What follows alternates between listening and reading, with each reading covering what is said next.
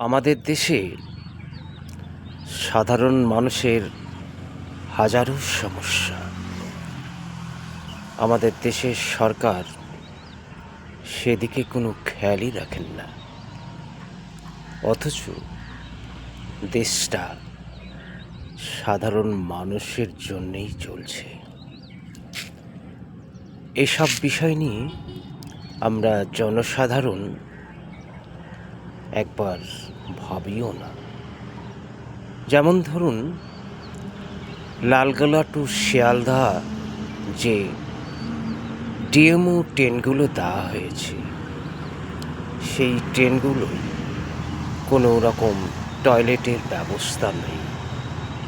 এই দীর্ঘ পথ চলতে গিয়ে কোনো মানুষের টয়লেটের প্রয়োজন হতেই পারে, তখন সে কী করবে? আমরা যদি এই সব বিষয় নিয়ে সকলে মিলে একবার ভাবি, তাহলে দেখা যাবে একটা না একটা রাস্তা বেরোবেই, তাই নয় কি?